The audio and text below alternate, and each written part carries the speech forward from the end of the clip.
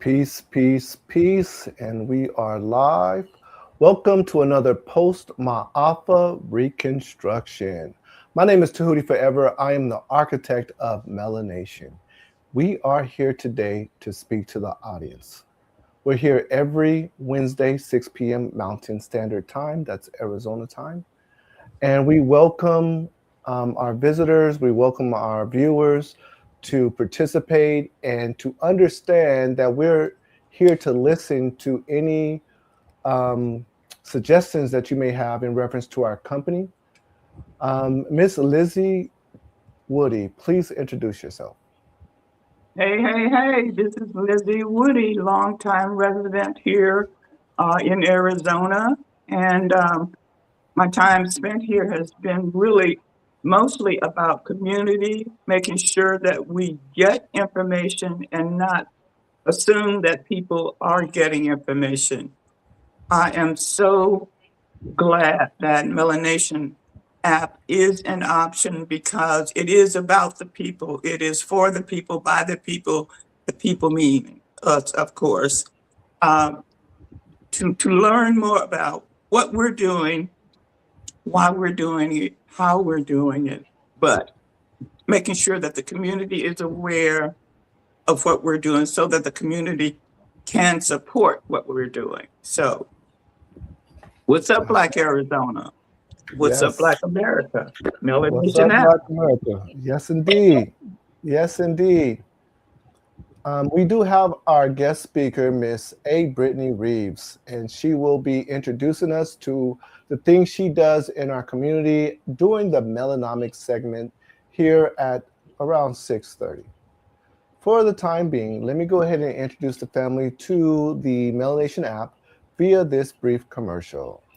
The emergence of an inspired event is now on the move, requiring all hands on deck. So here's why you should share. We have substantially invested in a systematic approach to Black economics. Our mission is to empower and uplift our community, both online and in the physical world where birds fly. Interestingly, your monthly vote steers the direction of the company. Introducing MelaNation, a cutting-edge TV and an internet platform. It's making its way to the world stage with over 400 pages of state-of-the-art features. Features include movie streaming, a production studio for influencers where your production will be displayed through the television, a dating site that can be accessed through the TV, a Google Maps-powered satellite mapping system for registered Black-owned businesses and entertainment, making it easier for you to locate the community near you, and much more. We're bringing everything the community needs under one roof in order to build the proper infrastructure across the nation. Learn more on the Facebook page, family. The time is now for your participation to shape the direction of this community-powered company. Ashe, ashe, ashe. Now, I played this video and I still get the same questions. The question normally is, so what exactly does your app do? And I think the reason why that question still comes up is because it does multiple things. It's not a one faceted type of an app. It's a multifaceted app. So we're looking to galvanize our community, to bring the community under one roof. And what we'd like to do is provide the services that our community needs. So one aspect of the app is to provide services for the community. Another aspect of the app is we're offering tools for entertainment. So that's the way we're bringing the community to us, is through entertainment. But then we're also offering community services, job opportunities. We're offering new streams of income. So there's a lot of different services that we're offering on the other side of just entertainment factor. So people will still ask me, so what does that mean? What do you guys do? So we're definitely going to dive into, we're going to show the prototype of the app. We're going to definitely show the website, our website, because we do have the website up. The MelaNation app is not due to actually launch publicly until September 15th of 2000. So we are a year and a month from today, because today is August 19th. So yeah, we're a year and a month away from the launch of the app before it goes public. However, we are continuously, diligently building the app. So the members of the MelaNation community currently has the app. Like we already actually have the app on our phones, downloaded and things. So, but because it's such a large app, Miss Lizzie Woody, how many pages of features does the app have? I believe 400. Is that correct? That's correct. We have over 400 pages of state-of-the-art features. So it's going to take a while before all these pages have all the I's dotted, T's crossed, and I's. Absolutely. So we do have some time in front of us. Meanwhile, what we're doing is we're introducing the public to people who are supporters of the app, to our scholars. We've had a lot of major scholars and a lot of teachers and educators here on our channel.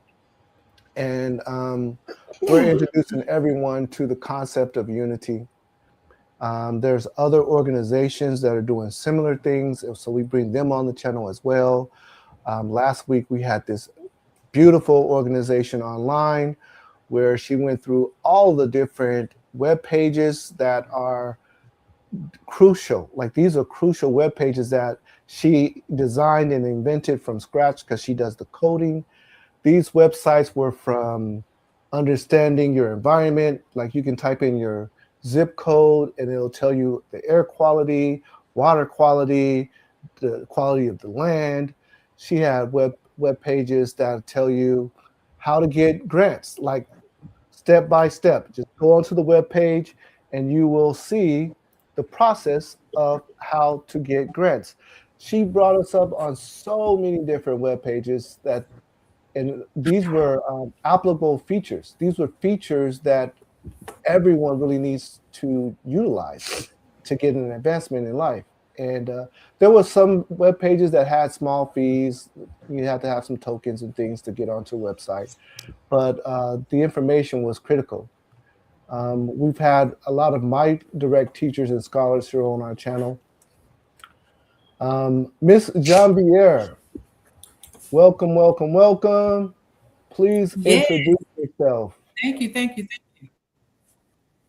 Hi, everybody. I'm Marjorie M.J. Janvier, and I am the co-host for Post-Maafa Reconstruction.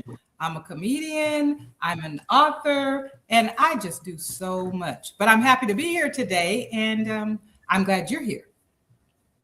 Yes, Miss Janvier, thank you for inviting Miss Reeves. This is going to be a great show. If you can tilt your camera down just a little bit, that would be great. And did you have the opportunity to load the web page up? Looks like she might have froze. Oh, let me do that right now. Okay, fantastic. So when you have that up, we'll introduce the family to the web page. Okay. For now, let me show the actual business card that we have here.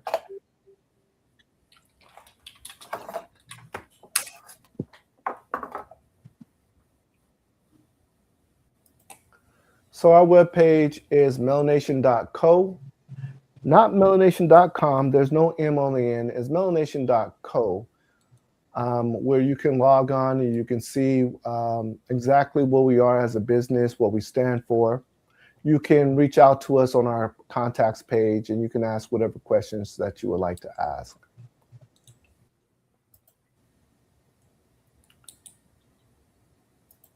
One moment here.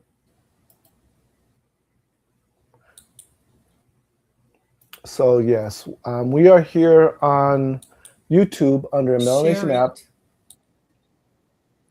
You can find us on Facebook under MelaNation App. And if you feel the calling to help the cause by donating, you can donate to our Cash App, which is $MelaNation App. I don't see your share screen. Ms. Jean-Pierre is not on there yet.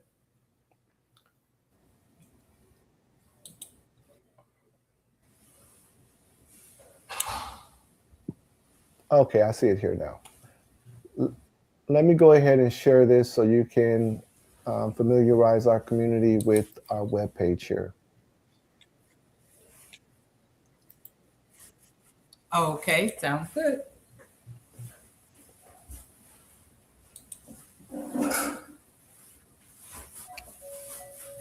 That should be sharing. It says stop sharing, so it must be sharing.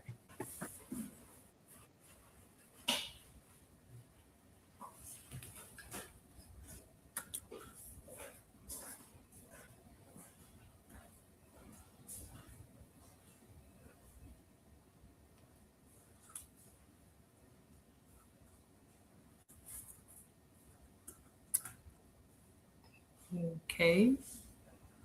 I'm just so happy to be a part of this Post-Maafa Reconstruction because we need to go ahead and reconstruct. And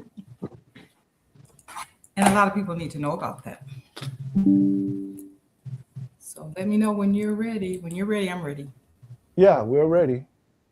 Oh, okay. I said, when you're ready, I'm ready. Here we go. Okay, so every melanation starts with you. And my computer is trying to block me from seeing the page. Okay, Mela Community is a powerful all-in-one platform designed to connect, empower, and elevate the global melanated community. From networking to business growth to content, events, and opportunities, everything lives in one ecosystem. Yes, indeed. If I can briefly interrupt you while you go to the next screen. So MelaNation will be downloadable to your Apple iPhone. It'll be downloadable to Android phones, and it will be downloadable to your television. In a moment, she's going to show you that we're going to be streaming movies as well. Okay, go ahead. Okay, this is built for the community, powered by opportunity. Mela Community is not just another social app. It's a digital nation where culture, comments, and collaboration come together. Whether you're a creator, entrepreneur, professional, or community leader, this is your home.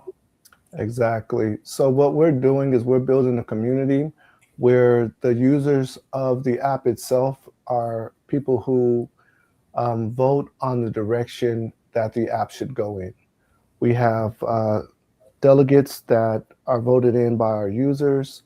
Those delegates are in control of a lot of the productivity of the app, and our users can enlist to become delegates. They can also enlist to become assessors. Go ahead, Ms. Janvier. Okay, Mela News is a core feature. Mela News, a Post-Maafa reconstruction instrument. The Post-Maafa reconstruction phase begins with narrative sovereignty. After centuries of displacement, extraction, and dissertation, our first responsibility is to reclaim the power to define reality for ourselves. Reconstruction cannot occur while our stories are being told by outsiders, filtered through hostile systems, or reduced to a spectacle. A people disconnected from their own narrative cannot coordinate their future. Right, and this is one of the main aspects.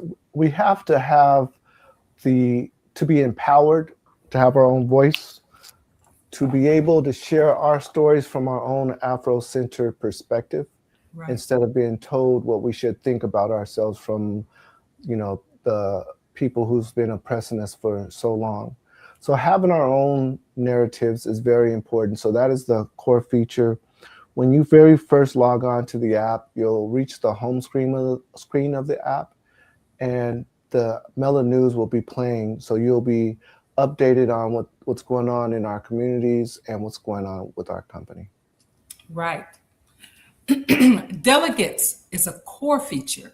MelaNation is a digital representation of the conscious community, placing the fate of the community back into the hands of the community itself.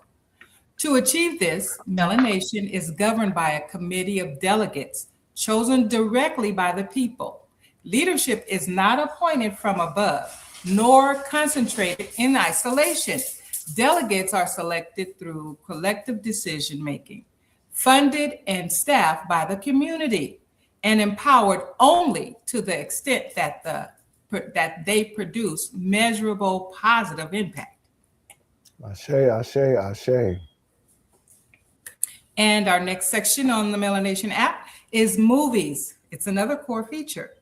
We utilize entertainment as a strategic gateway to reach the community at large.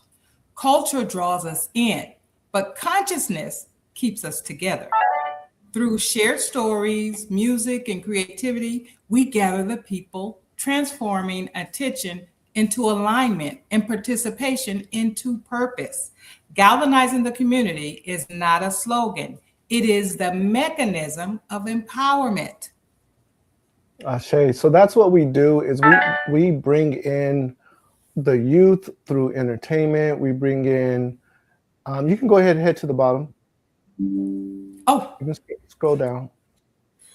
Yeah, that's fine right there. Or yeah, let those slides slide through so that people can see what's going on. Allow the slides. Yeah, there we go. okay. So I was saying that, yeah, we have movies in order to, let me mute your phone. Mute you out real quick. Okay. So we utilize entertainment. We have a lot of different type of entertainment apps. I mean, on the features on the app, we have dating aspects. So MelaNation is one of the only apps where you can go onto your television and you can participate in dating through the television. We have live videos, dating live, fast dating, and these are all these things you'll be able to use your television remote control like this, and you will be able to slide left, slide right, pick the people you like, pick the people you don't like. You'll be able to do all those things through your television. So we want to be innovative, and we want to show people that we have excellence. That way, when you come on to our app, you know it's unlike any other app. We can see some of the things that's on this screen. Let's see if I can make it a little bit bigger. Ms. Janvier, can you scroll down to make it a little smaller so we can see some of the slides here? Just scroll the size down, which will be Shift in the scroll down button. Oh, she came off she's no longer on. That being said, what I'll do is I will share the prototype. We'll share the prototype of the app so we can actually put our hands on the actual app itself. 1 second. I'm sure Ms. Janvier will be back shortly.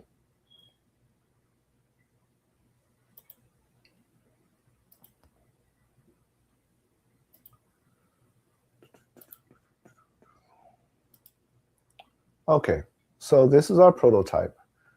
Now I can't see the prototype and the StreamYard feed at the same time, so I would need you guys to tell me if you can see this moving. Can you see that moving? Anyone?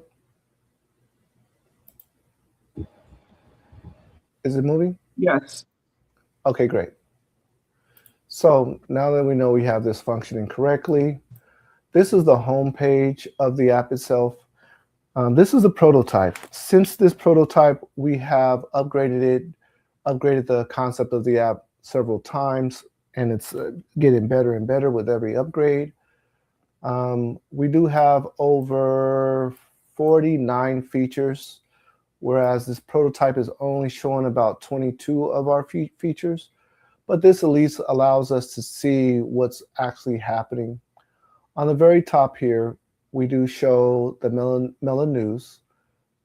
The next slide here, you can see dating, in-app messaging, movies, Mela News, Mela Market. The delegates, you'll be able to learn who the delegates are, and you'll be able to run as a delegate. Every month we'll be choosing additional delegates, so you always have an opportunity to become a delegate. We have allies, which is the same as your friends. And we have empires, which is the same as groups. Now, this section here, this is for highlighted profiles. For any users that's done something in Black Excellence, they'll have their own section on the homepage. And here at the bottom, again, you'll see the delegates and who all the delegates are. If you scroll to the left, you'll see the other features that we also have. Okay, Ms. Janvier has come back into the studio. Let me add her back in. Okay, yeah, Ms. Janvier, we ended up I'm back. I was kicked off. Yeah, we ended up moving over to the prototype. Is there any areas of the prototype that you would like us to discuss, or anyone? Or if there's any questions, Ms. Reeves? About the prototype exactly? Or anything that we've produced or introduced you to so far? No questions. I'm actually just kind of taking it all in. I like Any having questions about anything we the said? delegates. No, not so far. Okay. Ms. Lizzie, is there an area you would like me to dive into on this prototype?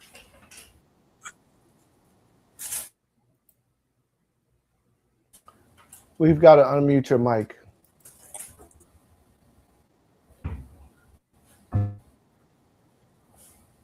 All right. Okay. The movies? Oh, okay. Or the, That's Yeah. a really straightforward one. Let's dive into the movies. Let's go back over here. Oh. And let's dive into our movies. So we're going to stream the same similar movies. We want to be competitive. Movies, that is a very expensive and costly journey to get into, but we like to be, we definitely want to have the best movies on our channel that we can receive on the channel. In addition to the movies that you'll see at the theaters, we also have the MelaNation's studio, where our users can create their own scenes, movies. They can create their own, what do you call it? The influencers that create their own information that they give out. That information will be played alongside of the movies as well. Similar to YouTube, where you have your own profile on the television, where you can play your own substance. So that'll be played along with this. Also, we'll be having videos through our dating, the live dating, the fast dating, the speed dating. All of those things will be in the profiles on your television alongside of the movies and television shows. So yeah, but that is pretty straightforward. So you can watch the movies as well as you can create your own information, and it'll also be uploaded onto the television. Ms. Janvier, what area should we dive into on the app?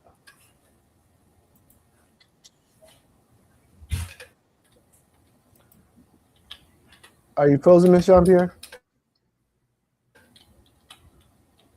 All right, she might be frozen. So what I'll do is I'll select the leaderboard. So the leaderboard, something unique about our app here, and let me mute out that typing. Who's typing? Let's see.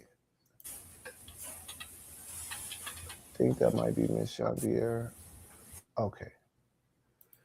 So what's unique about our app is everything that you click on, some of those items will give you credits. Okay, so let's say you post a post for the first time of the day on our app. You'll get points for posting your first post. You get points for commenting on people's posts. You'll get points for people liking your posts. And what happens with those points is you'll go higher on the leaderboard. This is the leaderboard. So these are actionable points. So there are actions that you do on the app that produce points that brings you higher on the leaderboard. And the reason why we decided to do that is because we want to know who's mostly using the app, who's more interactive within the community, who's a bigger part of the community. So the top 800 people who has the most points, and they have to be on what's called the Prime Board. So the collective board is for all users. The Prime Board is only for African American, Black, melanated users. The reason why we separated it is because the Prime Board gives people authority to actually give direction to our company. And the only people who will have authority in our company will be other melanated users. That's why it's called MelaNation, because this is a nation of people that has authority that are melanated people. We don't want to have outsiders telling us how we should interact with each other or what direction we should go in. But how the authority works is you have to be the top 800 on this leaderboard, at which point you'll be offered a voluntary position to become an assessor. An assessor is a user who has the ability to gauge and to grade our delegates. Anybody on the Prime Board can also run to become a delegate. Anyone on the Prime Board has the ability to become an assessor. If you're not on the Prime Board, then you will not have those abilities. You do have to go through a screening process before you can get onto the Prime Board. So the screening process that we have on our apps on our phones right now is facial recognition, downloading a government ID, and then it has to be approved through an assessor or a delegate. Do we have any questions going forward at this point? If not, we'll go ahead and move into our MelaNomics segment. I have a question. Sure. What exactly are the perks of becoming a delegate, and what are the responsibilities? Fantastic question. So the delegates are the people who are basically in charge of the company itself. There are 42 delegates. Delegates have three main responsibilities. One is to create new streams of income. The other is to create job opportunities for our users. And lastly is to create social services for people that are in need. What the delegates receive, excuse me, they receive funding from the app to actually invest in the things that they're looking to invest in, and they receive staffing from our community. So they receive the staffing and the funding, and then they're responsible to do those three things. They're responsible to create new streams of income. So they can't just sit on the funding that we're giving to them, because that funding is just a stimulus. We don't expect to continue to dole out that funding on a monthly basis. We expect that the delegates will be successful and the money will start coming in from their investments. But that's a stimulus. So they're responsible to provide new streams of income, provide job opportunities for our users, and social services. So the reason why new streams of income is separate from job opportunities is because what a lot of people, if you have a lot of money, what you normally do is you invest in the stock market, or you do some kind of brokerage fund, or invest in bonds or things like that, which are guaranteed. So if the delegates want to be in the green, guaranteed, all they'd have to do is invest in bonds, because you cannot lose in city bonds. But that doesn't qualify them for the job opportunities. So they also have to create job opportunities. Did that answer your question there? Yes, thank you. That explains a lot of what we talked about. Yes. But again, the app has over 400 pages, and there's a lot of information. Like, if we really spent the time on it, it would take us a couple of hours to go through it, fine tune in the details of the company's vision. But at this point, Miss Lizzie, did you have something you wanted to ask? Yes, I was just thinking, what would be an example of a job opportunity? Yes. Good question. So the delegates, again, there are 42 delegates. They are responsible for brainstorming and creating job opportunities. Now, I can think of certain job opportunities that off the top of my head, but that doesn't mean that those are the things that the delegates would sign on to, and they are the people who Right. has that job. Ms. Jambier, can you angle your camera down a little bit more? But let's say there are our delegates invest in, let's say, a laundromat where they need to hire people. Let's say they invest in a salon where they can hire several beauticians. But these are anything that they invest in that's going to require to hire people to staff that location would be job opportunity. Okay. Right. Ms. Janvier, your mic is muted.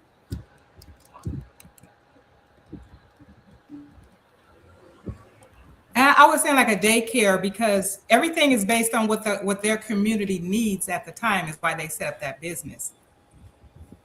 Ashe. And that's a really, really Like, great point. you know, you'd be a lot of job opportunities at a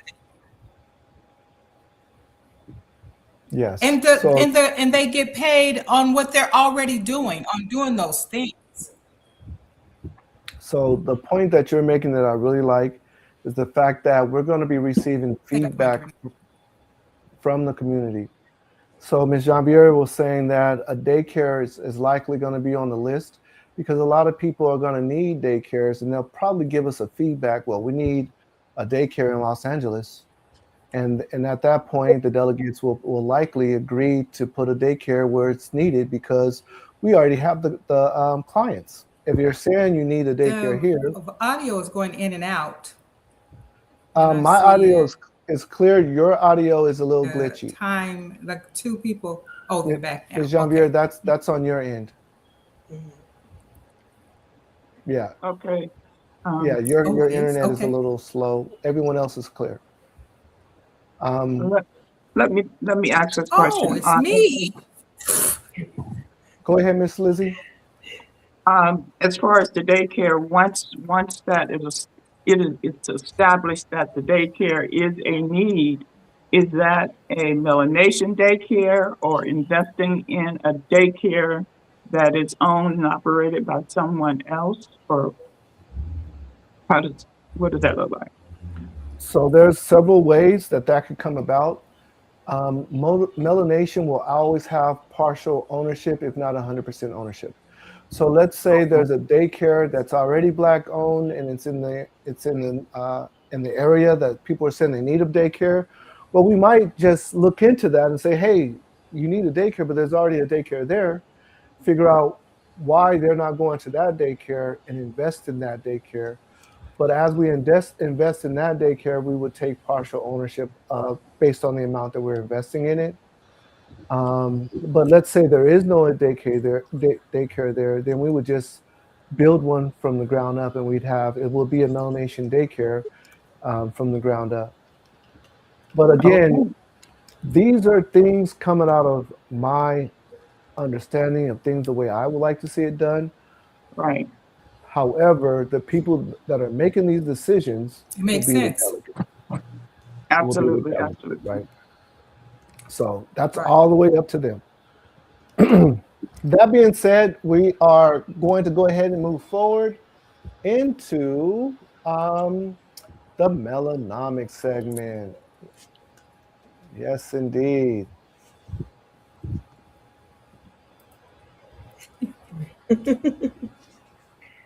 Let me see if I can get some of these screens off. Batter up. That being said, our guest speaker today is it Brittany Reeves? How do you pronounce your first name? Yes, it's A. Brittany Reeves. Fantastic.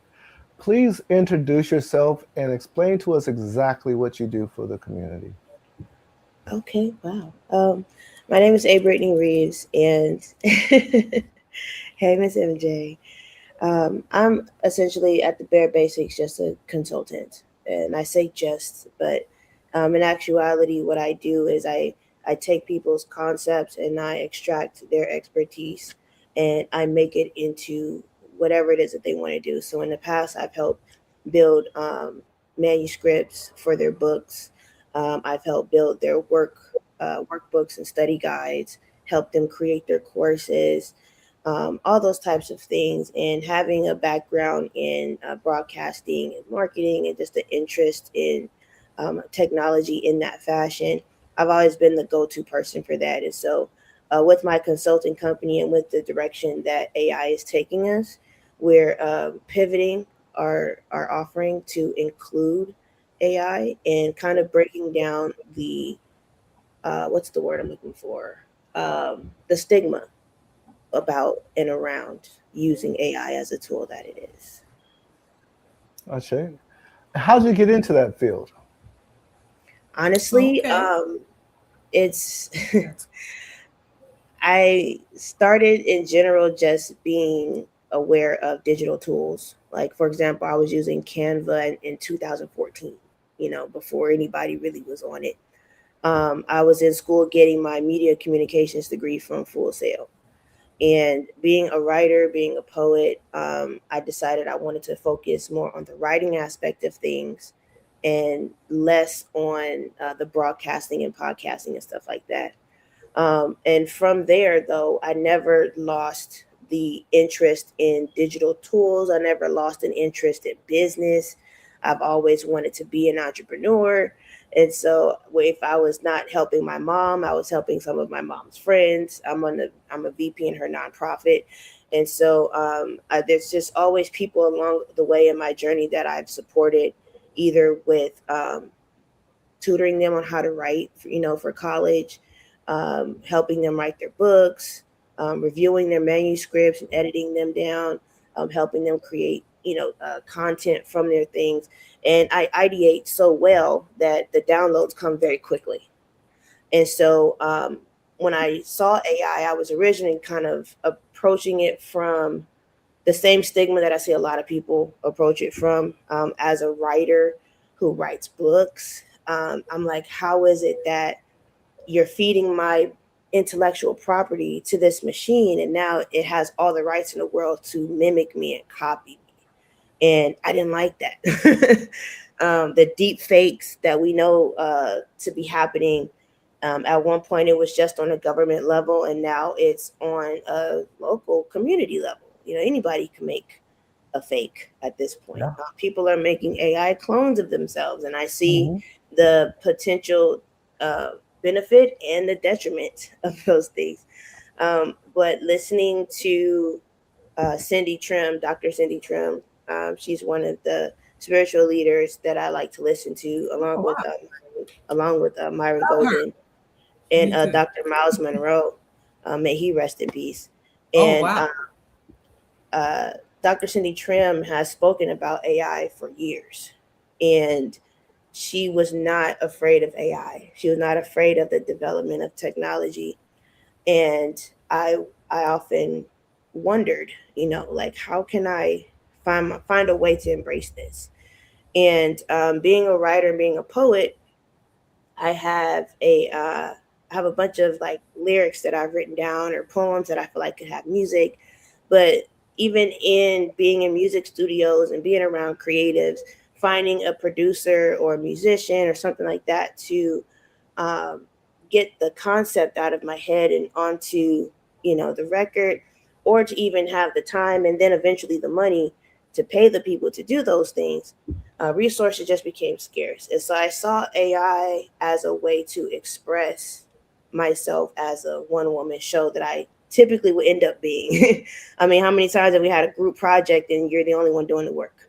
Right. So it started out with me just doing solo podcasting at one point.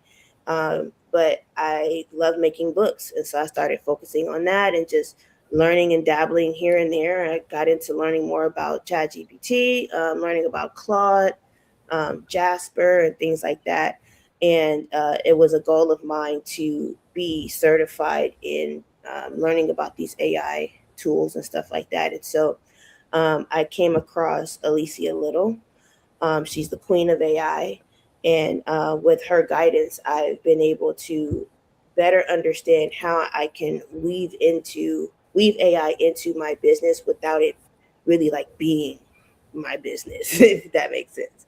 I'm fully for the hybrid approach to AI. I don't think AI should take over a job. I think that AI should be the supplement. It should be the help. You know, how many times have solopreneurs wear so many hats and they're like, man, if I just had an assistant, if I Right. just had somebody to answer this phone, if I just had somebody to take this meeting. And I've always wondered, what would it be like to make so much money that I have an assistant? And now I have my own chief of staff. That's my AI agent.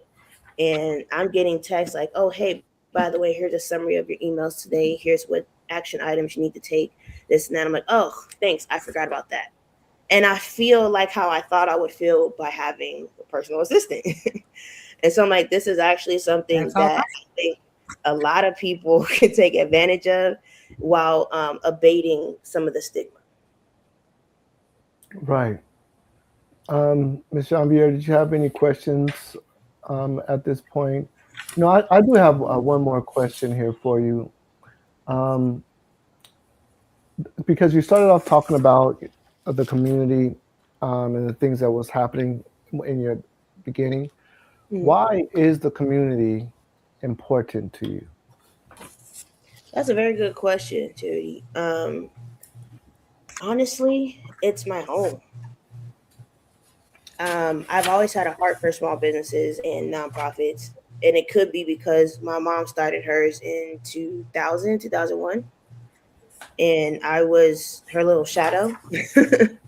So I was going everywhere with her while, you know, she was doing her programs at summer schools and community centers and gyms and churches and all those types of things. But even when I learned about economics and stuff in school, it was just the innovation is what I admired. You know, I used to live in PG County in Maryland. And I actually have a book up here. It's called Like a Phoenix I'll Rise. And it talks about the different Black people in PG County, like the history of Black people in PG County. And there's, you know, politicians and there's business people. And then I hear about, you know, Greenwood and Tulsa and Black Wall Street, how it was like 8 to 10 Black business people. And they just changed the whole landscape. Unfortunately, it burned down, obviously. But, you know, it only took 10 people, you know, to really like solidify their own community, to create something substantial for people Right. to buy into it and put into it enough to where it thrives. And I'm just like, that's admirable. If you look at back in the day, people were doing big things at 21, you know, like they had mad motion. Yeah. That's why they died so young, because they did so much in a short amount of time. And I'm like, how is it that I'm 37 and I still ain't done this, you know? And you know, I mean, I don't like to compare myself, but there's often times where I'm like, man, there's so much more I could do, you know. And there's so many poets, there's so many authors, there's so many creatives that have quality work. I could just go down to LA, go to Leimert Park, and I still get compliments on a pair of pants that were custom made that I bought out of a little shop on the block in Leimert. That's talent, you know, but it's like you don't really get a chance to see it too much. And it bothers me when I see genius poets selling their books out of their trunks for $20 here and there, when if they really had the tools necessary, or they knew how to leverage certain tools that we now have, they could be giving their message and their story out to way more people. Yeah, we're definitely living in different times, and there are definitely pros and cons to the times that we're living in. Like you brought up a really good pro as far as being able to use AI to strengthen the business that you have. That's definitely a con that the ancestors back in like 1920, 1930 didn't have access to. But of course, back then, the struggle was more of a daily forefront where they have to address it on the front foot, because the laws, you had the Jim Crow laws, you had segregation, you had all these different things that worked in a sense to strengthen the Black community. When the nation at large was going through a recession, we were not going through a recession because we was not really integrated into the country. So what they had going on did not affect us, and what we had going on did not affect them to that extent, right? Mm-hmm. But now we've integrated, so now we're all one, and everything affects everyone, and we don't have as much unity on the level of melanated communities. We don't have that like they had back then. Mm-hmm. So they were able to do things What with. you were saying reminded. Go ahead, Ms. Janvier. I'm pretty sure we have a delay. Hello. I was telling Ms. Janvier to go ahead. I'm pretty sure we have a delay. Okay, I was saying what you were talking about, how we weren't affected. It reminded me of a sitcom called Good Times, where I remember one, where Florida Evans said, we went through the shortage and we didn't even know there was one back in the 70s. Yeah, because So it yeah, wasn't. we didn't We affected didn't. by some of those things like that Yeah, because we we didn't go weren't a through a part of it. We recession. They didn't went through a have the recession. funds or need for those things. Right. Exactly. So at this time, I know, Ms. Reeves, you have a presentation. If you would like to go ahead and dive in, let us know exactly what's going on here. Yeah. How much time do I have? As much time as you need. Oh, don't tell me that now. How much time you need?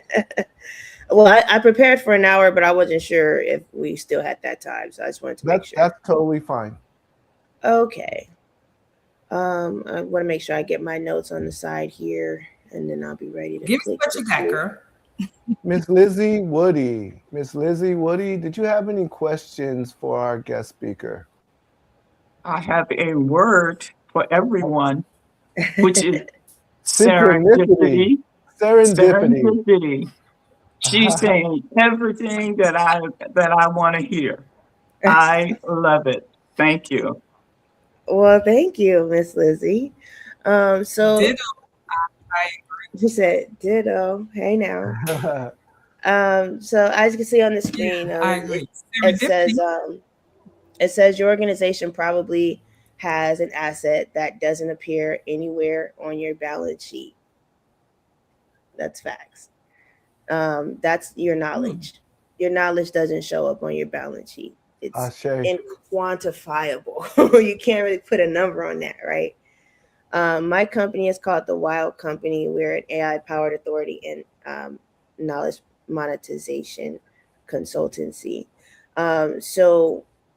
It's basically not really your real estate. It's not about your equipment. It's not about your client list. As we already established, it's your knowledge. It's about what you know that is really the value here, right? As a founder of Wild Company, I spend my time helping people turn what they know, into something that works even when they're not in the room. Is that a value? I think so. So let's talk about why that asset Definitely. usually stays locked up and what it costs when it does. So you see this question here on the screen. It says, how much of what you know can create value when you're not at a room?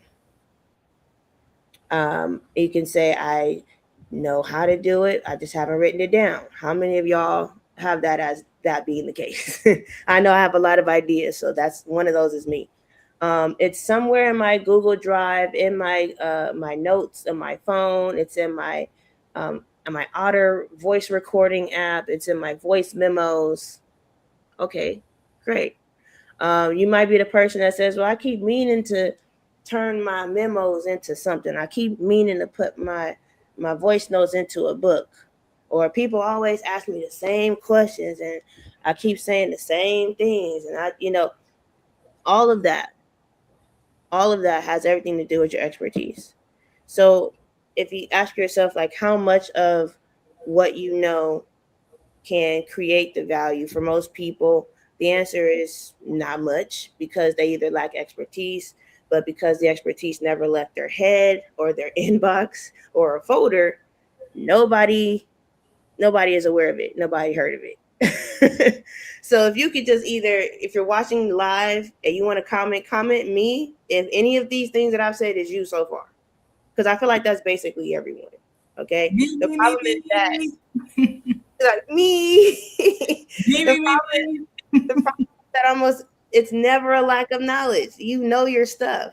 Okay. The problem is mostly either extracting that knowledge, organizing it, distributing it. I know I typically have an issue with the distribution part sometimes.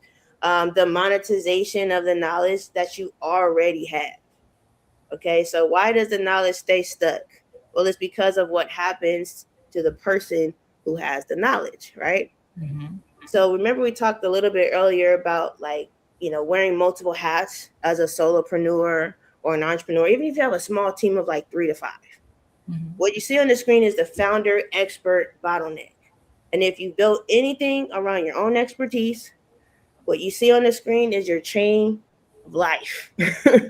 You think of the idea, you write it down, maybe you post it, maybe you sell it, you answer people's questions about it, you teach it if you're the coaches and the people with the courses, but then you follow up and then you deliver it, and then you figure out that all 8 steps is you.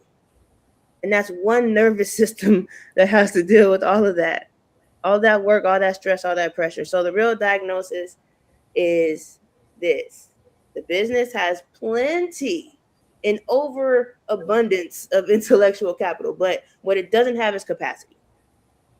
How many times have you felt burnt out?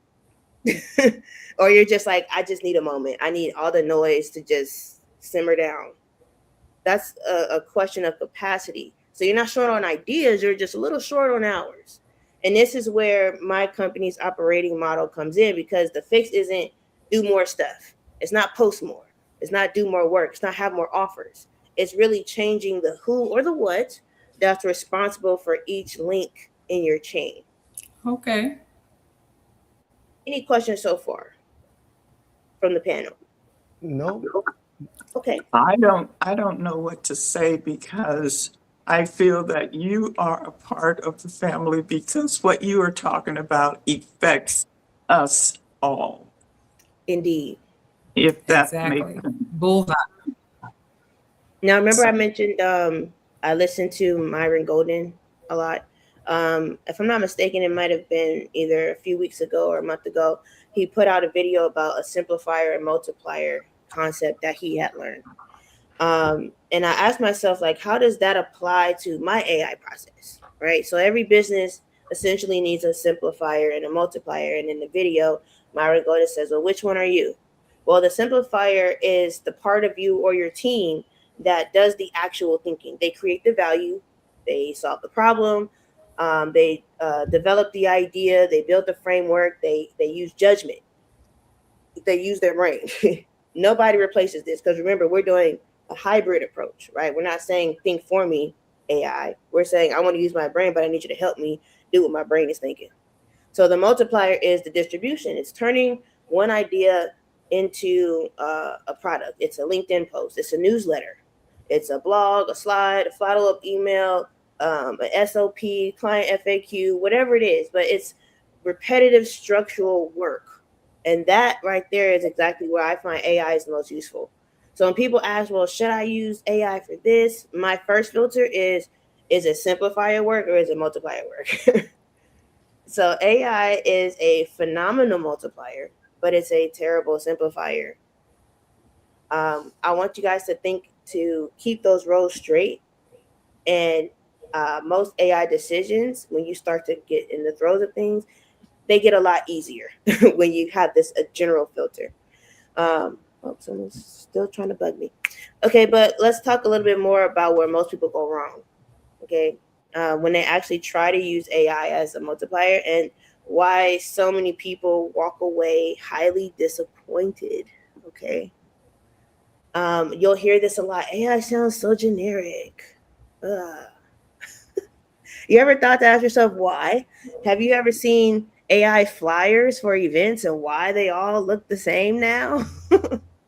This is why. Okay. So almost everybody's first AI experience is something like, hey, make me a Facebook post about leadership, or make me a marketing plan, or make me a business plan. And then they hit enter and they get something super bland and watered down. And then they conclude that AI is overhyped. But in truth, AI didn't actually fail, the brief did. So what's missing every time is context, objective, constraints, audience information, examples, decision criteria, a big one, workflow information. And these are the exact things that you would give a new employee before asking them to represent your business, right? So when you get a new employee, you give them an SOP, you give them an MOU, you give them all this material on how to do their job. Why do you not do that for your AI? So Right. the mental model is called prompting. Prompting isn't just typing into a search engine like, hey, Google, find me a this and that. No, it's an actual brief. It's briefing a smart new employee on their first day. So you wouldn't hand a new hire one sentence and expect it to be polished, on brand. The brand Bible is embedded in their brain all of a sudden. No, that's not going to happen. That expectation is wild, and having that expectation of AI is no different. So at Wild Company, what we do is we use a simple structure for that briefing, and I'm going to teach it to you right now. Are y'all Okay. ready? Are y'all got your notebooks out? This is now officially a workshop. Okay, get your notebook. Let me get I my have a notes. Write it question. down. I do have a question for you. Sure. So, which version of AI do you prefer?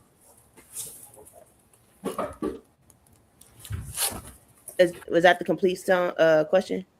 Yeah, that's a Okay, which, it which sounded like one you do you guys say something prefer? else. I was gonna extend it, but it was gonna just repeat itself. So, yeah, which Okay, do you prefer? so are you talking about which platforms I use? Yes.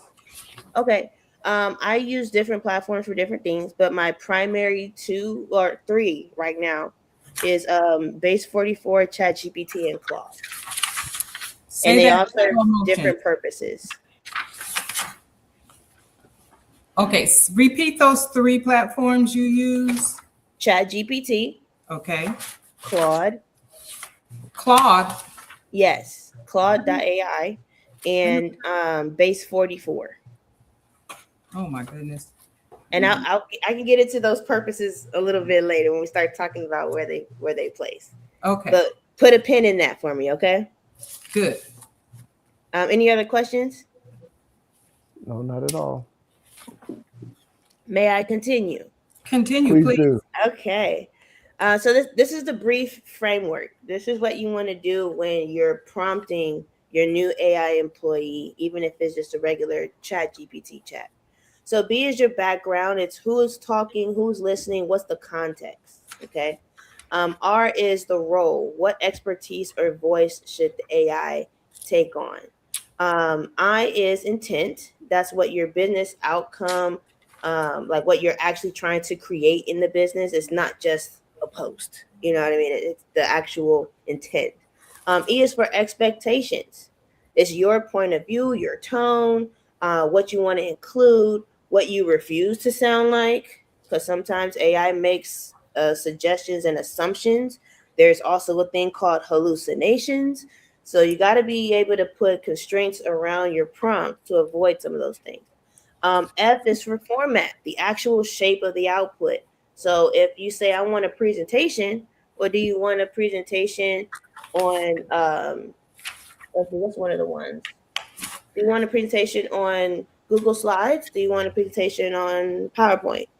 Do you want a presentation that's really a video? Like all those things have to be considered and should be put into the prompt.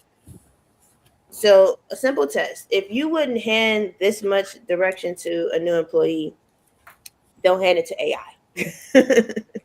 and then expect a great result. Okay. So I want to do a quick live demo. Tootie, can you actually help me out with this? Sure. I would like you to open up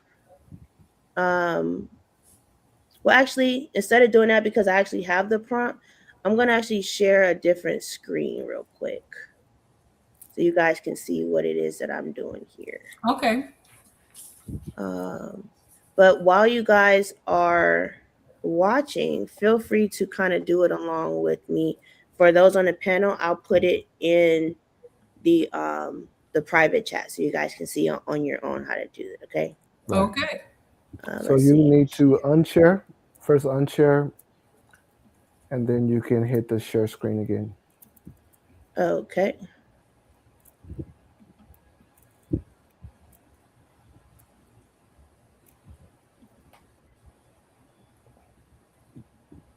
I see it here. Let me remove that. Okay, I was And about to we'll try add doing you it in anyway. here.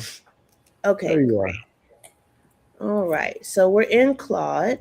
So if you guys are watching and you're following along, you're doing this live, I want you to go to Claude.ai. I'm already logged in, so I'm not sure if the /new matters, but you want to get into it to where you see something like this. It looks just like ChatGPT. Claude/AI.com. Claude.ai. Claude dot. Community, I hope you're listening. I'm really serious about this. All right, is everybody on Claude? I'm not. I'm just on this wide screen. Let me make it smaller. We are not the most tech savvy You. panel You here. will be by the end of this meeting. No. Yes, indeed. Oh, we're spelling Claude, CLAUDE. Yes. And it's just Claude.ai, and then you should be able to come to the screen. Claude.ai. Got that. Mm-hmm. Okay. So I'm just going to do. Okay. I'm going to do just a live, no editing, no nothing. This is all live right now, so you guys can see the difference. So first, I'm going to paste in just a general prompt, the way that most people do, or the way most people prompt AI. So we're just going to say, hey, write me a LinkedIn post about leadership. We're going to hit the little button here and see what it generates. Now, hopefully my computer doesn't take too long and be slow. They do what they want to do sometimes. Don't they? The mind of their own.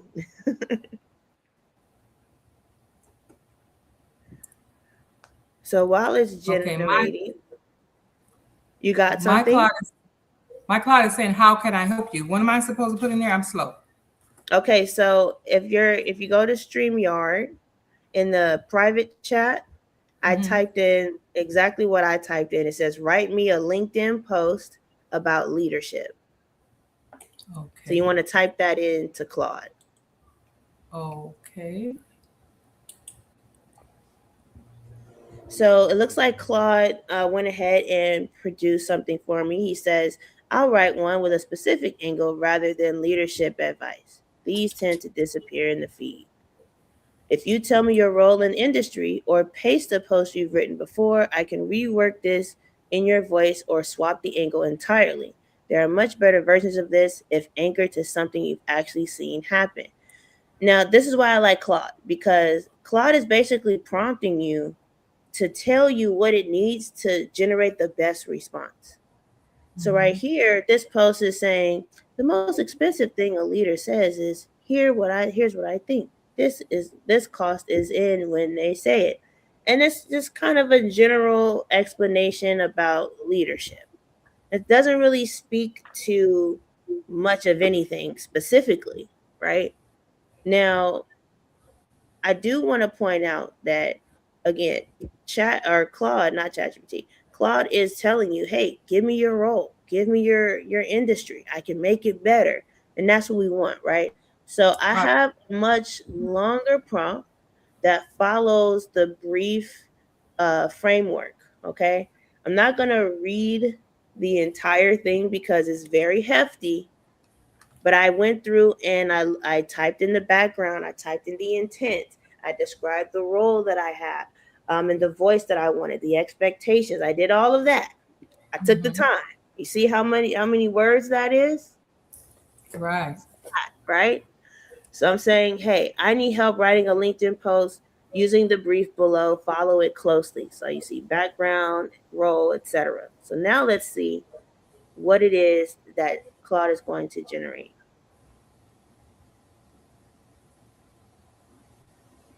And I would encourage you guys to follow your brief format for your company and your role and your leadership.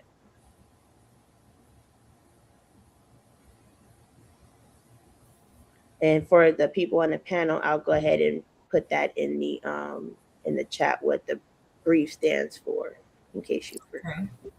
Let me go back to my notes here so I can copy it for you. Because I want you guys to have all the tools so you can do all the things. All right. Not sure I can do all those things, but I'll give it a try. And I'm sure I'm going to get better. I'll get better. Yes. Okay. Now, mind you, I already do have my Google attached to my my Claude, so that's why I'm saying, hey, do I want to send this document, this MD file to my Google Drive, or do I want to download it? I just want to see it. So let's see what they gave me. So they gave me LinkedIn post role clarity. I can download that, or I can look at the post directly. So Wow. let's see. I'm going to have it go to, I'll go ahead and just download it and see. Clarity and then the post.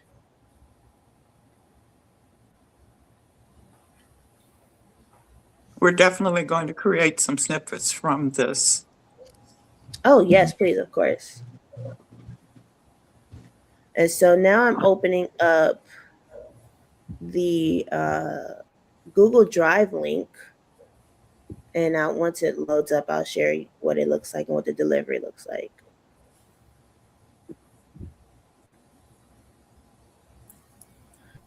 So basically, just to give you guys an idea, the background that I put in my prompt says, I'm an organizational leadership consultant who helps nonprofit executive directors manage teams during periods of rapid growth. My audience is nonprofit CEOs and executive directors running organizations with 10 to 50 employees. That's the background, 2 sentences, right? So let's share this tab. Can you guys see the Google Drive? I see that.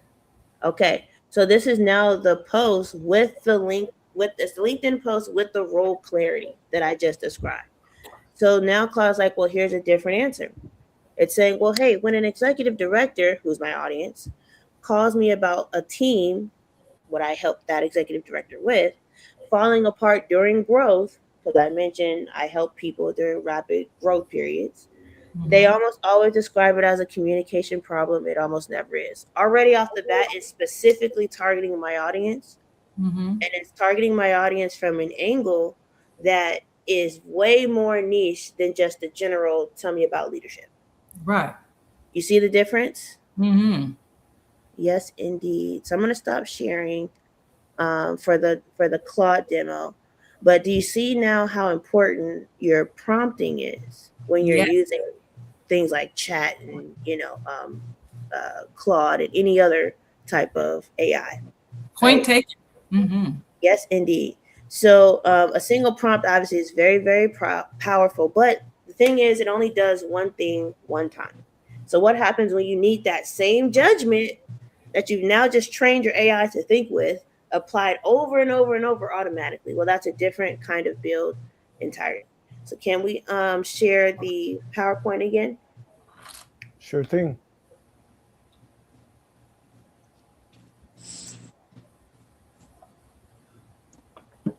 Alrighty then. We already went to the demo. We already went over that, the weak prompt and the strong prompt.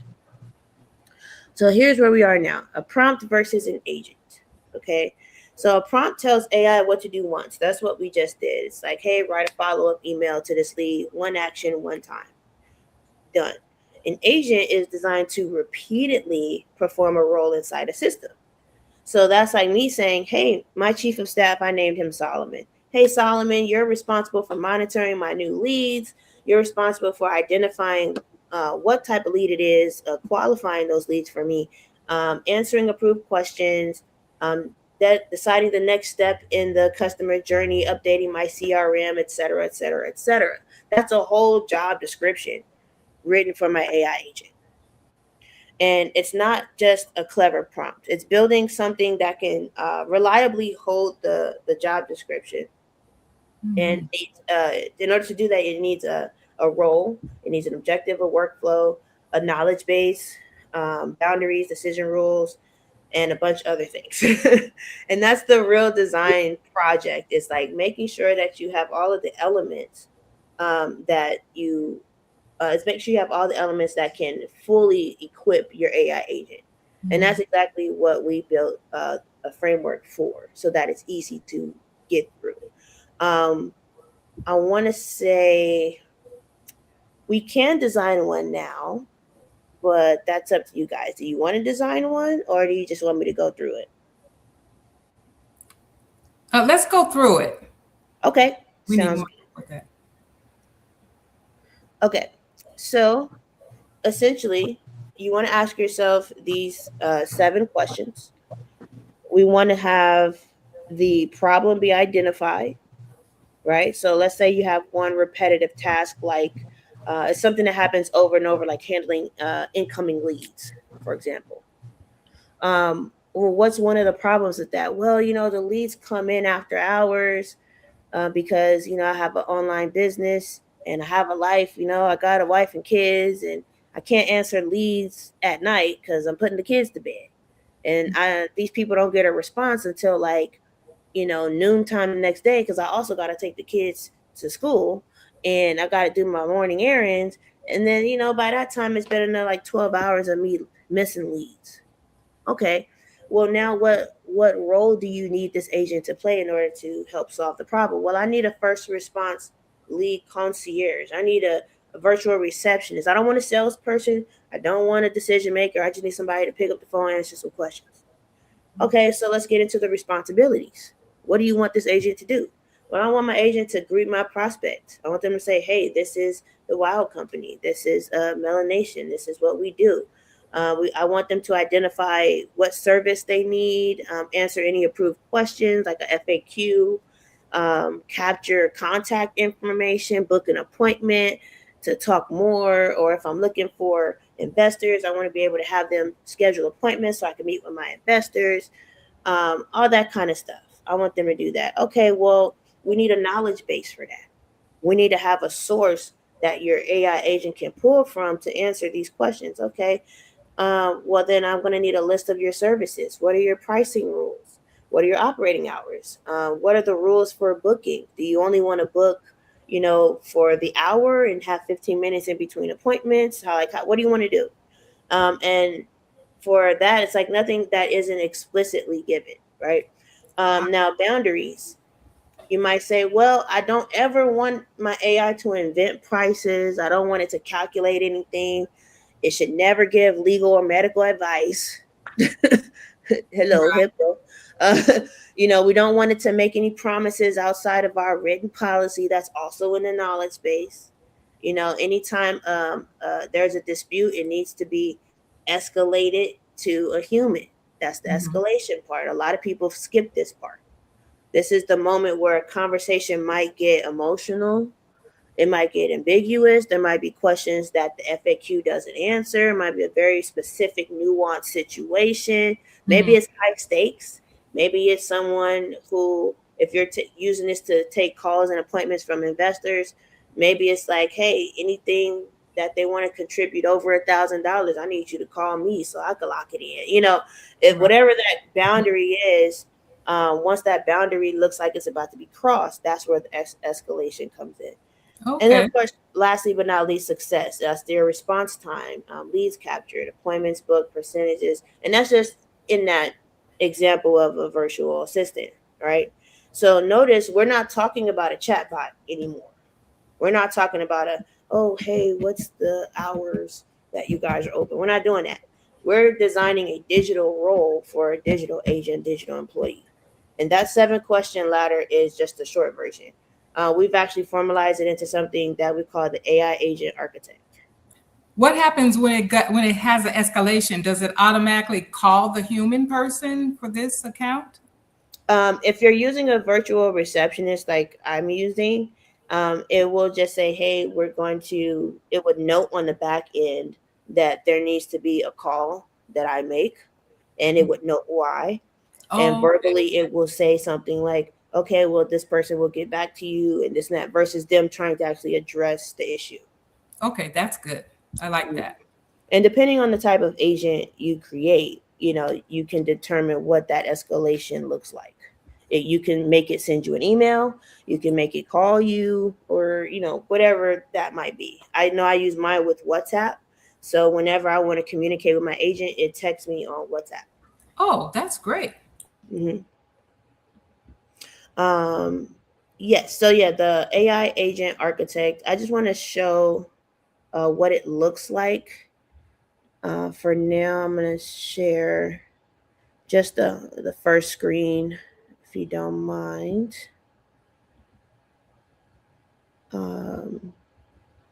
Here we go. Right now, I'm just a fly on the wall.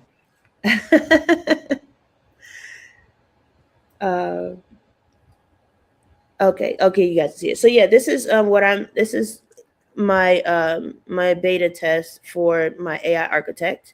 Essentially, this is what I would have people go through to help build their agent. And it's figuring out with these 7 to 8 questions, how exactly you're really going to put that together. So you can go through these modules, fill out these information, get a prompt. It'll generate a prompt for you to put into whichever app you want to use to build your agent. And if you don't want to do it by yourself and you want me to do it with you, or you want me to do it for you, then you would take that code and send it to my company, and then we'd help you use that information to build what it is that you want to build, versus us trying to figure out over the phone or in a discovery call or something like that, like how to flesh this out. This allows you to kind of sit with the questions, be able to really thoroughly go through it, and make sure that it's generating what it is that you want. So I just wanted to show you guys briefly what that looks like. The AI architect, this is a proprietary tool that the WOW company is using to help people build their own AI agents. That is Can you type in your contact information so that I can put it up on the screen? So I can call you. No.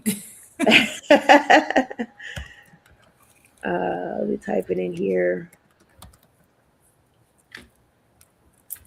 Oops. It's also on the last slide, but I'll put it in here just for you guys. Okay, thank you so much. And I actually just set up my my virtual assistant. I mean, not a virtual assistant, my virtual receptionist. And I've been making sure that they're running my test with that as well. So I'm going to put that number in as the other main line. Okay.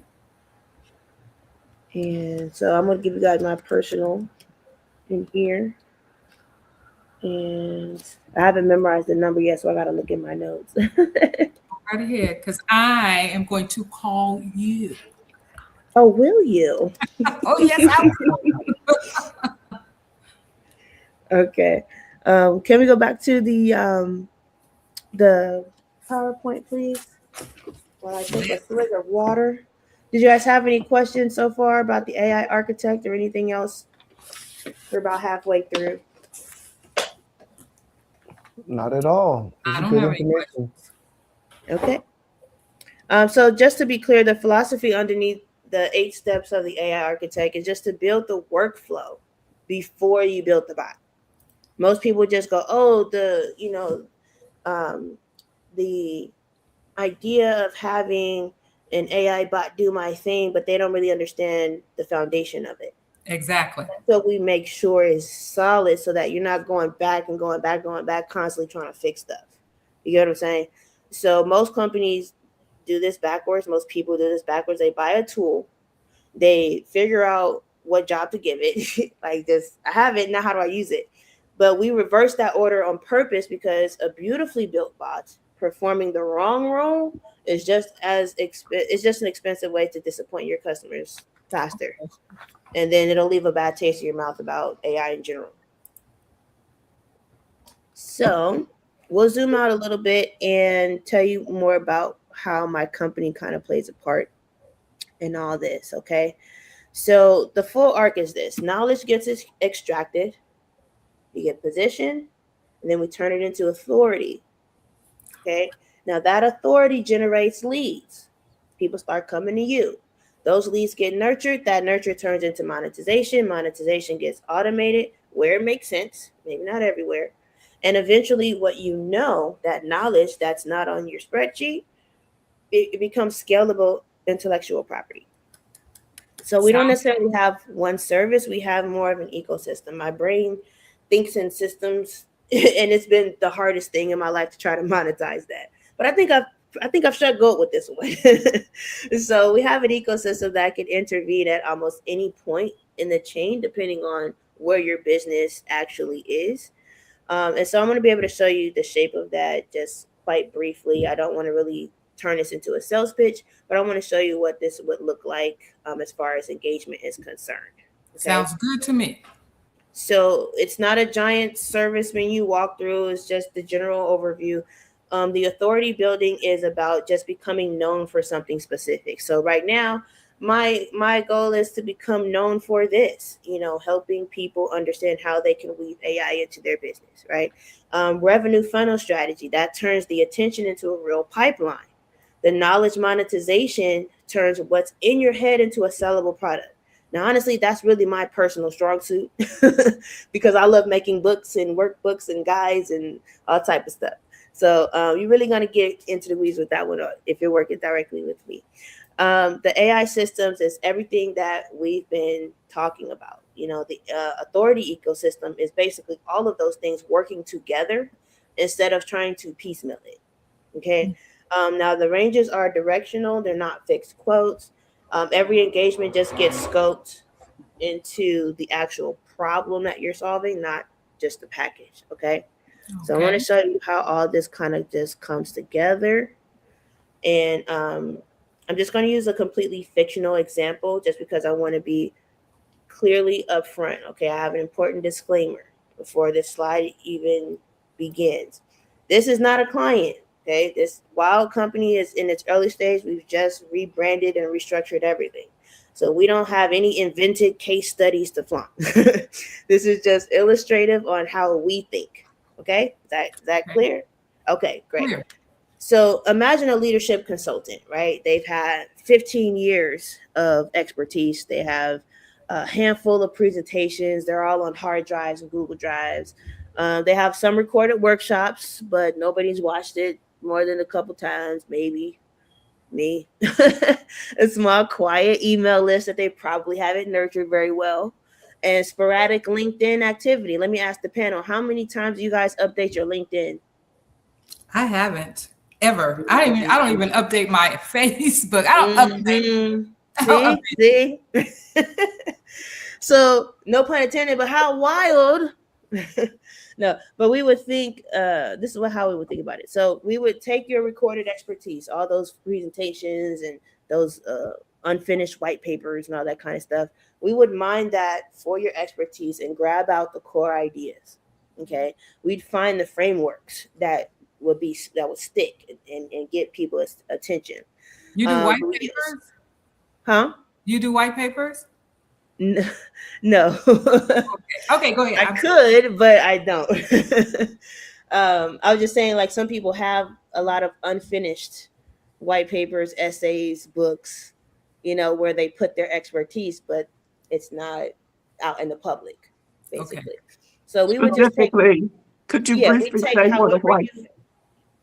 However you have your knowledge is where we would grab that expertise to find the core ideas that you really want to push to your audience. And so then we would go into LinkedIn, thought leadership, and a newsletter. That'd be the next step.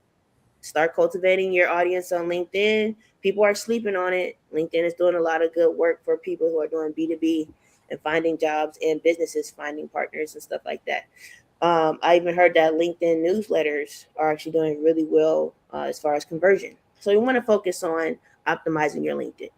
Then the newsletter that you made will earn a lead magnet. Then the lead magnet would feed an email nurture sequence, because now people want to get more information from you.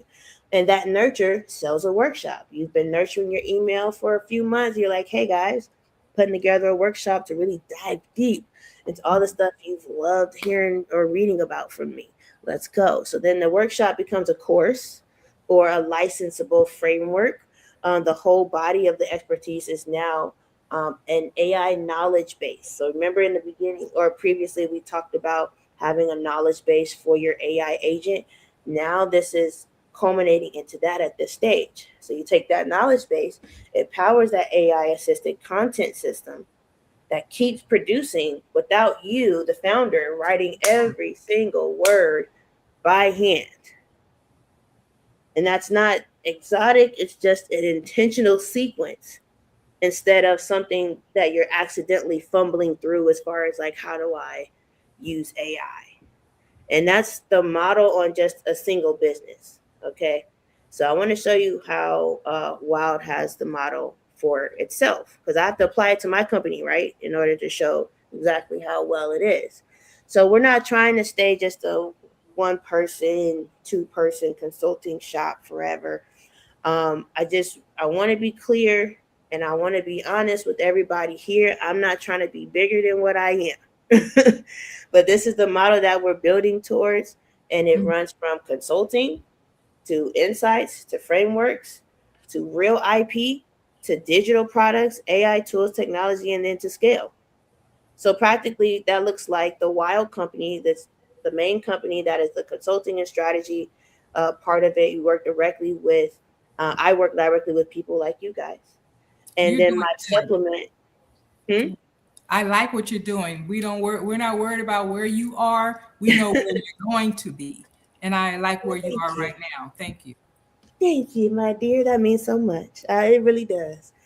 So yeah, the Wild company is like, the house. In that house, we have Wildco Tech. That's where we have our AI tools. We're building apps on the side. I have a lot of app ideas. Some are industry related. They're going to be helping out certain industries and nonprofits. Also, proprietary technology that's being developed, including the AI agent architect that's under Wildco Tech. And then we have wildco.io, which is just our client-facing portal and ecosystem that we're building. So when you guys become clients, we'll say, hey, log into wildco.io, and you'll have all the things that you need there. And we're building this in public in real time. I've been mostly on TikTok, kind of starting to, what's the word? When you're not chronological, but like chronicling. Yes, chronicling my journey into this. And like you said, I'd rather tell you where I'm headed versus dressing up where I'm at. You know what I'm saying? And so I don't want to get too deep into what AI can do, because you guys have already kind of mentioned it when you're talking about, building movies and the apps and stuff like that. But I do want to spend some real time on a question that most AI conversations skip entirely, and that's whether or not it should even be in the process. So the question isn't, can AI do the thing? The better question is, should AI do the thing? And so recently, because again, I'm reaching out to people, I did a demo for a new lawyer friend for an AI receptionist. And she runs her own firm. She's in, she does legal, she's a lawyer, but she's in estate planning and like wills and stuff, right? And so she has a real pain point. She was missing calls, missing follow-ups, essentially losing some business due to the slow response times during the off hours, because she uses a virtual assistant. And so even when the virtual assistant is out, she's paying, upwards of $2,000 for this VA to come in and answer voicemails and stuff like that. And I'm like, well, AI could definitely solve that problem. I'm not saying don't use your VA, but you can help, streamline what they're doing to make your process go faster. And technically, it was a clean fit. My solution was a good fit for her, but she said no. And she said no for a good reason, right? Her clientele skews to the older side. She knows that keeping every interaction human, even though it's imperfect and sometimes slow, mattered more to her audience than fixing the inefficiency. And that's fair. That's okay. She would rather tolerate some missed calls here and there than change what her customer experienced when they called her, because they value not having to deal with a robot, right? And so that conversation kind of stuck with me. And it was like, how was it that the pain point doesn't automatically justify the need for automation? But then it hit me spiritually. What I believe is like sometimes because it feels good or because it is good doesn't always mean it's the right thing for that situation. And this is basically the same thing. Sometimes protecting the human experience in this case is worth more than optimizing the workflow around it. So most people will ask, can AI do this? Almost always the answer is going to be yes at this point. But the better question that we should actually use to protect your business is, should AI do this? And this is what the human test answers. It's a simple framework for deciding whether or not you should use automation and where it could belong in your process. So H is for human value. Um, is human interaction actually part of what you're selling? So in her example, it was. If people choose you and your company because they want care, trust, reassurance, or real connection, please do not automate the moments that define that experience. Don't put don't put an AI where a human is supposed to be. Protect what makes you human, okay? U is for user expectation. What does your customer actually expect from you? In this case, her customers expected her not to use AI. Why would she turn around and use AI?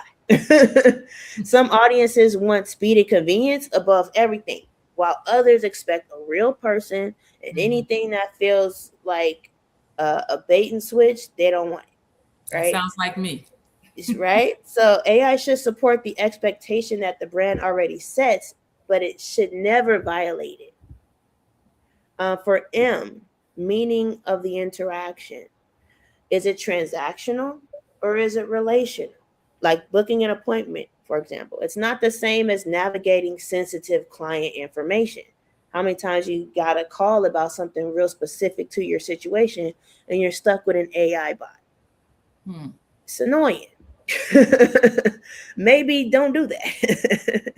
Right? So there's a difference between navigating sensitive client information or booking an appointment. The more emotionally loaded the moment, the more carefully and slowly you should approach automating it. You might consider it, but maybe introduce it a little at a time if that's what you want to do. Now, A is for automation advantage. What meaningful improvement would AI actually create here? That's a good question. Use it when it clearly saves time, when it clearly reduces missed opportunities or improves response speed, or if it just frees up your human team more time to do more higher value human work. Okay, if you can't name the advantage specifically, then that's a sign. Maybe not. Now, N is for net effect on trust. This is the one that matters the most. Now, after you automate this part of your system, does the trust in your organization go down or does it go up? If the experience feels smoother, cleaner, more responsive, perfect. It's in the right place. But if people feel dismissed or disconnected or they start rethinking things, then no matter how much time it saved you, it's going to cost you. Does that make any sense? Does everybody, are you picking up what I'm putting down? Yes. Your points are well taken. Why, thank you. So briefly, I just want you guys to take a screenshot of this slide because this is going to be your homework. Okay. I want you guys to take about Right now, I want you to take about 30 seconds and just think about one task that your business, the one task in your business you've considered handling AI or using AI to handle, whether it's scheduling, FAQs, follow-ups, intake, whatever it is. Okay. Maybe it's who would actually be interacting with this system. You want to ask yourself that question. You want to figure out, would that person experience this as a convenience or as a barrier? Is this interaction predictable enough to automate, or does it change every time and every experience? What would AI need to know to do this part very well? What decisions would you actually trust it to make on its own? And just as important, what decisions would you be like, nah, I would never want you to make these decisions without me? When does an actual human person need to step in? And last but not least, consider, what is the cost of the AI if it gets it wrong? Right. What's the cost if AI gets this whole thing just incorrect? What's the cost? The higher the consequence, the more deliberate you need to be about keeping a human in the loop. So your homework is to take no more than about 5 to 10 minutes and consider that one task that you just thought of and ask yourself these questions. You should be able to use it to assess whether or not AI is good for that particular part of your process. Okay? Now, here's the thing I want to leave you with, though. It's not just a binary choice. It's not just two different options, right? The pattern connects directly to what we had just walked through, the human test. It doesn't usually spit out a clean yes or no. Sometimes it's a hybrid, right? AI handles the after hours response, the routine FAQs, basic qualification. A human will handle the sensitive conversations, the unusual situations, relationship building, the complex things, right? High stakes decisions. AI should never be your decision maker. That's AI ethics number one. Okay. The whole point of why I built my company the way that I did, I'm in the AI business, and I'll be the first to tell you that sometimes the answer is not to use AI. Sometimes you shouldn't use AI. Okay. I'm going to tell you again. You don't need AI for every single thing. My job isn't to sell you automation on everything. My job is only to help you design a better business. And sometimes AI is the answer. Sometimes a human is the answer. And this is why I always push for a hybrid approach. Increasingly, the real skill isn't just picking one, but it's knowing exactly where each one belongs in the process. Does that make sense with everybody? It does. Perfect. Yes, indeed. So I'll only have a couple more slides left with you guys. I actually recently just made a post about this on TikTok. It's 5 questions, or it's 5 or 6 questions. However many questions it is, these are the questions you should ask before you automate. Okay. If you remember nothing else from the human test, I want you to remember these 6 questions. Who is this serving? What problem is it actually solving? Or are you just doing this just because it's cool? What does the AI need to know? What is it allowed to decide? When does a human take over? And what happens if it gets it wrong? Oops. Okay, don't automate just because you can. You'll find yourself either taking on more than you can chew or slipping on your pimping. We don't want either one of those. So automate where it creates value without sacrificing trust. And I want you guys to make sure you guys take a picture of this one too, because I'd rather leave you with this slide than anything else. Before you even take my business card, you should have this slide. Because most people will tell you, oh, just automate AI, everything. No. It's not for everything. It's not for everybody. Okay? So I want to bring this all back to closing. We're going to kind of circle back to where we started here. What does your organization know that isn't working hard enough for you yet? AI isn't valuable because it can generate more. It's valuable when you give it something worth multiplying, because it's your multiplier.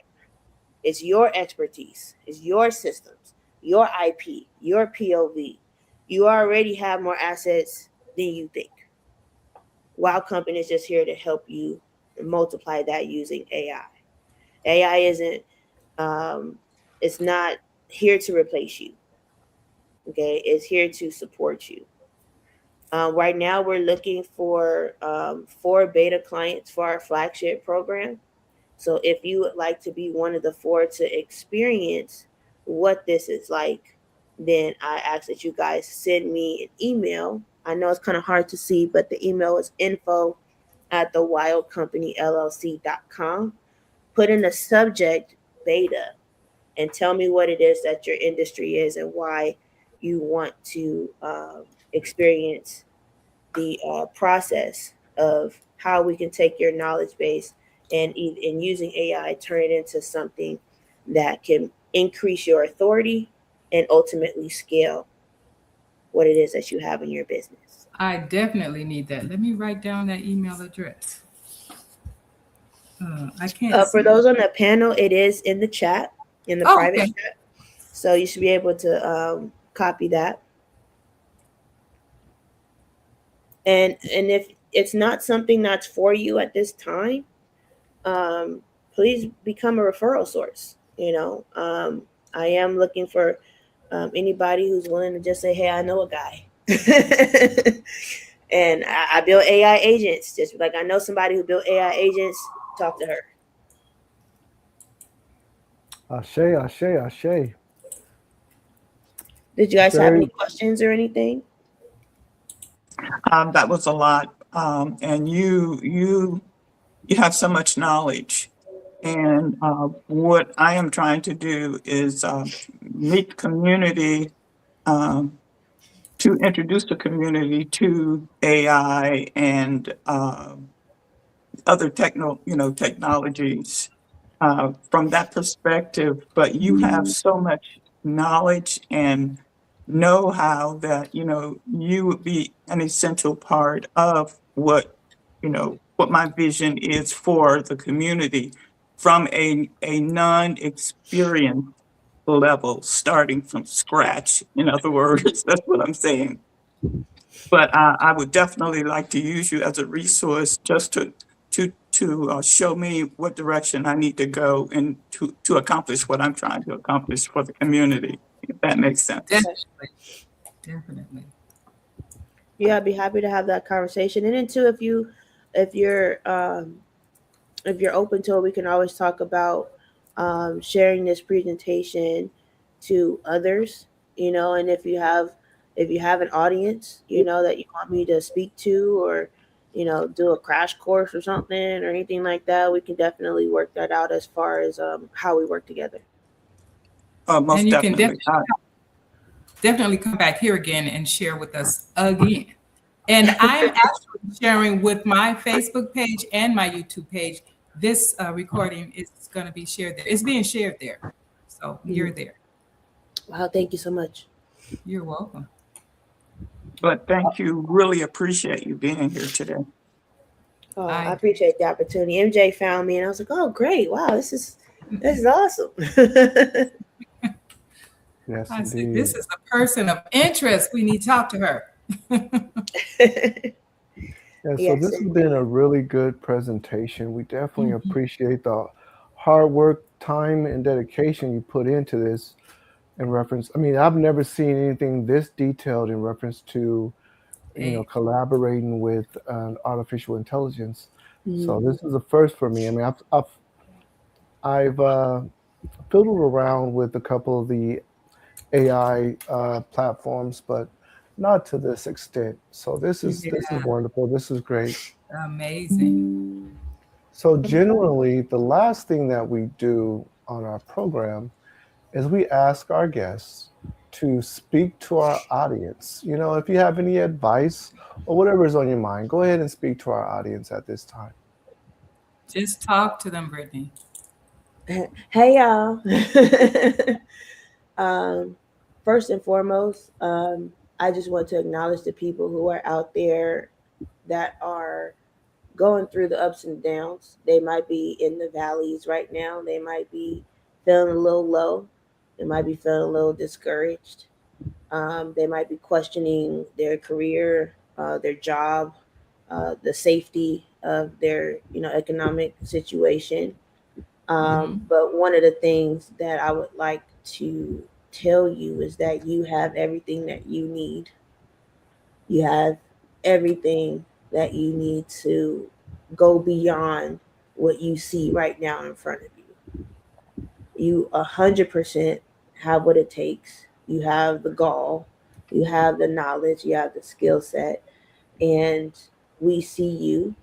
God sees you, and you have to choose your passion and your purpose every single time, even when it feels ugly, even when it's hard, even when it goes against the grain and it looks scary, because determination is never denied. And if your determination is in alignment with your purpose, you can't do anything but win. Exactly. Ashe, ashe, ashe. Absolutely. Thank you. Miss Lizzie Woody, if you can please do your close out. Wow. I always say that at the end most of the time, wow, because, most of the guests that we have are hitting on something that affects our community. And what you're providing is something that's overwhelming in a sense to our community. And we need people like MelaNation to get that information out, to infiltrate the community, to understand that it's doable, but we have to work together to make it happen. So I appreciate you. I appreciate the audience. I appreciate MelaNation App as well. Ashe, ashe, ashe. Miss Jean-Pierre. Hey, everybody. I'm so happy that you tuned in. If you didn't, you go back and look at it. If you're just now getting here, go back to the beginning because Brittany Reeves is amazing. I'm just so happy that you are here with us, Brittany. Thank you so much for coming. We have been talking about this subject, Lizzie and I, and she's always talking about this and how to get this to the people. She's always talking about the new technologies that we know nothing about. We don't know how to use it. And so you came and you shared, and I say you came and you conquered so much. And I know that I personally am going to be working with you. I'm so happy that I found you. I found her, everybody. It was She me. did. She discovered me. Thank you, Ms. Jean-Pierre. Thank you. You are Yes, so thank you. welcome. Hats off to you if I have my hat on. But anyway, I want to thank you, Brittany, for being here. And I know you got to come back and do another presentation like this because people really need this. It is so needed. And hopefully, I know you're going to draw some customers from coming here and sharing with us. That's going to be a breakthrough for you and us. We appreciate you so much. And you guys keep watching Post-Maafa Reconstruction and join MelaNation App. And Brittany, I'll be talking to you later about Absolutely. Absolutely. Ashe, ashe. everybody. Thank you, guys. That being said, I'd just like to read this last little slide here, which is thank you for watching. See you again. We're here every Wednesday, 6 p.m. Mountain Standard Time. In the meantime, in between time, reach us on the MelaNation app and definitely reach out to our guest speakers. Right? Other than that, everyone have a good night. Ashe, ashe, and ashe. Good night, everybody. I'm going to go. See you next Wednesday, 6 p.m.